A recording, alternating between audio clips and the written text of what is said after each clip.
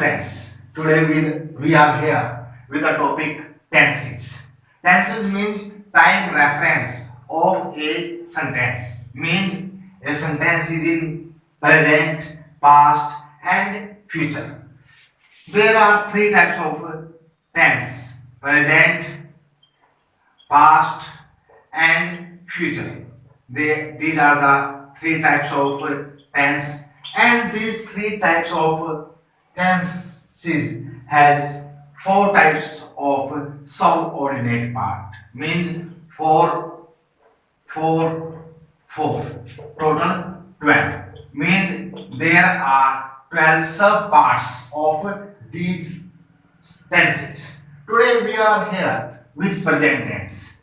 In present tense, you will find simple present, then present continuous or progressive, present perfect, and present perfect progressive. Present perfect progressive. This is there with present. Same is there with past. Then future means past, simple past, past progressive, past perfect progressive. Future, simple future, future progressive, future perfect and future perfect progressive. Today we will take only present tense. In present, simple present or present indefinite. It is also called present indefinite. Simple present is used only for daily routine sentences, our habits, scientific truths, proverbs, etc. And we can recognize, identify it when a sentence in Hindi end with ta hai, te hai, ti hai means it is simple present tense. It is simple present tense. And the rule is subject plus verbs first form s or es plus object. It is a rule for simple present tense. साथियों, simple present tense की सीधी पहचान ये है कि इसमें हिंदी में वाक्य ता है, ते है, ती है इससे खत्म होता है और इसका रूल है सब्जेक्ट वर्ब की फर्स्ट फॉर्म एस और एस प्लस ऑब्जेक्ट. जैसे मैं खाना खाता हूं, ता हूं. मैं मेरे दोस्त से मिलने जाता हूं, ता. Like that. Now a simple question is here. When we shall use this verb first form s or es? It is very simple. When our subject is third person and singular. There are two conditions. First person and singular. Then we shall use verb first form s or es. Verb first form s or es. Otherwise, only verbs first form will be used. Now there may be confusion. Confusion is like what is third person? Okay, no problem. I am here. I will remove your this problem also. For that, simple thing. There is very simple thing. Simplest thing is that in first person we have only 6 words. First person में 6 word होते हैं ज्यादातर. I, my, me, we, our, us. ये ध्यान रख लीजिए. ये 6 शब्द ये है first person. Second person you will have only 2 words. You, yours, you, और you can say you, your. It is second person. Rest of these 8 words 6 plus 2. Rest of these 8 words everything will be counted as third person. There are thousands and thousands of words. He, she, it, boy, girls, student, Ravi, any name, daily, etc. etc. मैंने हजारों शब्द हैं. इन 8 शब्दों को छोड़ करके first person के 6, second person के 2, इन 8 शब्दों को छोड़ करके जो भी होगा वो क्या होगा? थर्ड पर्सन होगा. तो ये बात हमें अब समझ में आ गई कि थर्ड पर्सन क्या है. एक वचन तो आपको पता ही है. एक वचन सिंगुलर. मैंने जैसे ही एक वचन, दे बहुवचन. इन हिंदी वह एक वचन, वे बहुवचन. तो means when there are two conditions. First is third person, second is singular, then we shall use first form as or es in simple present tense. I give an example. Means I play cricket. मैं cricket खेलता हूँ. I, because I is first person, that is why we shall use verbs first form, simple verbs first form.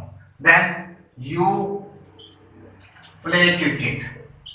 You is second person, that is why simple verbs first form. Then there is they play cricket. They play cricket. No doubt, they is third person, but plural, बहुवचन. That is why we shall use verbs first forms. Then he plays cricket. He is third person, at the same time singular. Both conditions are fulfilled. That is why we shall use verbs first form as or es. अब हमें समझ में आ गया कि जब हमारा first person होगा तब हम वर्ब की फर्स्ट फॉर्म करेंगे, जब हमारा सेकंड पर्सन होगा तब हम सिंपल वर्ब की फर्स्ट फॉर्म करेंगे इस टेंस में. और लेकिन जब हमारा थर्ड पर्सन हो लेकिन प्लूरल हो तो भी हम सिंपल वर्ब की फर्स्ट फॉर्म यूज करेंगे. दो कंडीशन यहाँ पर हमें ध्यान रखनी है कि जब हमारा सब्जेक्ट क्या हो, थर्ड पर्सन भी हो, सिंगुलर भी हो, तब हम वर्ब की फर्स्ट फॉर्म के साथ एस और ईएस यूज करेंगे. होप कि आपको क्लियर हो गई होगी. और अगर हमने इनका नेगेटिव बनाना है तो उसका रूल क्या बन जाएगा, subject plus do does note verb की फर्स्ट फॉर्म प्लस ऑब्जेक्ट. इसमें एस और एस नहीं लगेगा. क्यों? क्योंकि वो कहां लग गया, एस और एस यहां लग गया. मीन जब हमारा सब्जेक्ट थर्ड पर्सन और सिंगुलर होगा तब हम क्या लगाएंगे, तब हम लगाएंगे डज, नहीं तो लगेगा डू. अब मान लो मैं क्रिकेट खेलता हूं, आई प्ले क्रिकेट. मैं क्रिकेट नहीं खेलता हूं, I do not play cricket. You do not play cricket. They do not play cricket. But he does not play cricket. Play, क्योंकि जो प्लेज है एस है वो कहां चला जाएगा, वो आगे डज में चला जाएगा. तो मैं उम्मीद करता हूं यहां तक आपको समझ में आ रहा होगा. अब मैं थोड़ा सा आपको what are the uses. There are competition tests, there are class wise test like that of 9th 10th 11th 12th BA, even BA. In any case you will have to fill in the blanks with correct form of the verb. What are the basic usage of this sentence? First usage is there are some words like that of generally, rarely, often, every day, never, ever, perhaps. These are the words for which we use simple present tense. Like that, he usually dash take tea. Now what is usually, and subject is third person singular, mean it shows usually. Yes, we can also take it here. Usually is here, that is why simple present tense will be used. क्योंकि ये जो शब्द है इनके साथ simple present tense लगता है. अब यूजुअली आ गया, सिंपल प्रेजेंट टेंस लगेगा. अब क्योंकि हमारा ये सब्जेक्ट क्या है, थर्ड पर्सन भी है और सिंगुलर भी है, इसलिए क्या है, हम यहां पर क्या यूज कर देंगे, ही टेक्स. याद रखा गया. अब second, habitual events.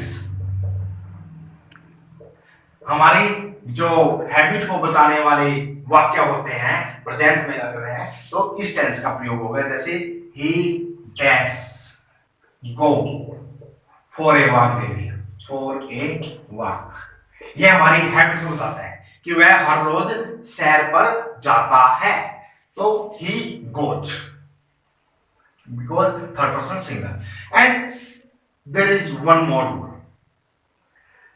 Sometime in some competitive exams you will find go. He go for a walk, ऐसे। और आपसे कहा जाएगा इस वाक्य में एक गलती है, you should have to find out the error and also write what should be there. तो आपने देखा ये थर्ड पर्सन सिंगुलर है, तो इसके साथ गो है, ये आ ही नहीं सकता, कभी नहीं आ सकता। थर्ड पर्सन सिंगुलर जब हमारा सब्जेक्ट होगा तो सिंपल वर्ब की फर्स्ट फॉर्म कभी भी नहीं आ सकती। तो आपने पहचान लिया कि गो गलत है, इसकी जगह क्या आना है, गोज। तो इस तरीके से एरर फाइंडिंग इनको बोलते हैं। ये 9th 10th 11th 12th CBSE board दूसरे बोर्ड्स में है। उसके अलावा आपके जो भी कॉम्पिटिटिव एग्जाम्स हैं, either it is of clerical और even up to SCS level, okay, IS level, error finding is there. Now third use is universal truth and scientific truth. जो सर्वव्यापक सच्चाइयां होती है या जो विज्ञान ने प्रूव कर दी वो सच्चाइयां होती है, उसके साथ हम सिंपल प्रेजेंट टेंस का हमेशा यूज करते हैं। जैसे मैं साइंटिफिक ट्रूथ का एग्जांपल दूं, the earth dash revolve around the sun, ऐसे आपको वाक्य भरना आ गया क्लासेस में। तो आपने देखा ये एक साइंटिफिक ट्रूथ है, यानी कि सूर्य के चारों ओर पृथ्वी घूमती है। तो इसमें थर्ड पर्सन है, ये एक ही है, तो रिवॉल्व, ये इस तरीके से हमें इसमें करता है। उसके बाद मैं आगे इसका यूज करूंगा आपको, बाकी फर्स्ट फॉर्म कहां यूज होती है। जितने भी मॉडल हैं we shall always use simple verbs first form with models like that can, could, may, might, shall, should, etc. etc. We shall use only first form, not s or es. Okay, like that. He can dash run fast, means he can run fast, क्योंकि can क्या है, model है, उसके बाद क्या आएगा, verb की first form. कई बार क्या है, गलती क्या कर देता है वो, ही कैन रन फास्ट ऐसे लिख देता है, और आपसे पूछता है कि ही कैन रन फास्ट में एक वर्ड गलत है, वो क्या है। आपको अगर ये रूल पता है कि कैन क्योंकि मॉडल है और मॉडल के बाद वर्ब की सेकंड फॉर्म नहीं आ सकती, तो ये वर्ड क्या है, गलत है, तो आप एकदम से पहचान लोगे और कह दोगे कि ये वर्ड गलत है। अब मैं थोड़ा और आगे चलता हूं। अब थोड़ा सा और मैं आपको बताना चाहूंगा इसके अलावा कि जो टू है, टू के बाद हमेशा क्या लगेगा, वर्ब की फर्स्ट फॉर्म। जैसे he wants to